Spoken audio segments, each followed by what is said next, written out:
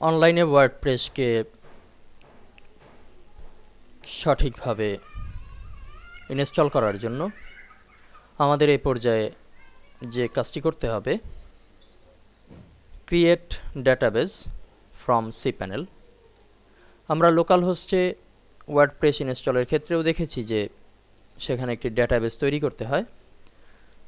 তো ডাটাবেস তৈরির যে সিস্টেম সেটি লোকাল হোস্ট এবং সার্ভার এই দুটির ভিতরে কিছুটা ডিফারেন্স আছে। সেই ডিফারেন্সটুকু আমরা এখন দেখব যে কোথায় সেই ডিফারেন্স এবং কিভাবে আমরা সার্ভার থেকে cPanel-এর ভেতরে ঢুকে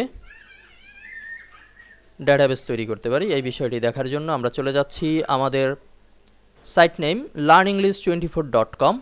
এটির পাশে আমরা দিচ্ছি স্ল্যাশ দিয়ে আমরা লিখছি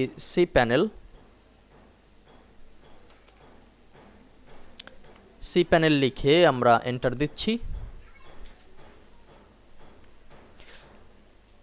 আমরা দেখতে পাচ্ছি যে আমাদের সামনে ইউজার নেম পাসওয়ার্ড, অর্থাৎ আমি এই ডোমেইন হোস্টিং নেয়ার সময় আমাকে একটি হোস্টিংয়ের জন্য ইউজার নেম পাসওয়ার্ড দেওয়া হয়েছিল। সেই ইউজার নেম পাসওয়ার্ডটি এখানে দিয়ে দিব, যেটি আমরা এর আগের লিসেনেও দেখেছি যে WSFTP সফটওয়্যার ব্যবহারের ক্ষেত্রেও এই একই ইউজার নেম পাসওয়ার্ড দরকার হয়। তো আমরা ইউজার নেম লিখছি,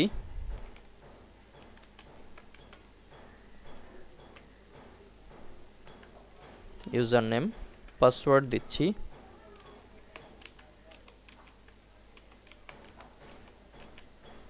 এবারে লগইন।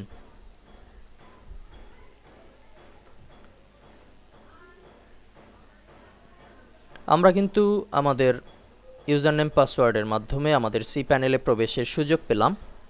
এখন এখান থেকে ডাটাবেস তৈরির জন্য আমাদেরকে যেতে হবে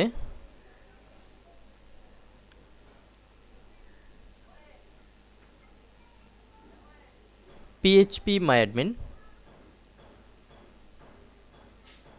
MySQL ডাটাবেস। এখানে একটু প্রবেশ করছি।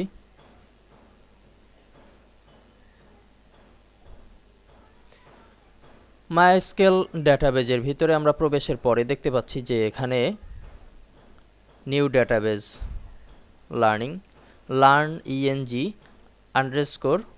এখন আমরা ডাটাবেজের নাম দিব। ধরুন আমরা ওয়ার্ডপ্রেসের জন্য নাম দিচ্ছি ওয়ার্ডপ্রেস। এটি যে সবসময় আমাকে ওয়ার্ডপ্রেস দিতে হবে এমন না, এটি চাইলে আপনি যা খুশি তাই দিতে পারেন। এখানে আমরা দিব ক্রিয়েট ডাটাবেস, আমরা ক্লিক করছি, গো ব্যাক। দেখুন এই ঘরটি কিন্তু আগে ফাঁকা ছিল, ডাটাবেস সাইজ ইউজার অ্যাকশন, এই ঘরটি আগে ফাঁকা ছিল, বাট এখন learnenglish_wordpress এই নামে একটি ডাটাবেস এখানে তৈরি হয়েছে। তো এভাবে করেই আমরা খুব সহজে কিন্তু একটি ডাটাবেস তৈরি করতে পারি cPanel-এর ভেতর থেকে। সামনে আমরা দেখব নতুন একটি কাজ। ধন্যবাদ।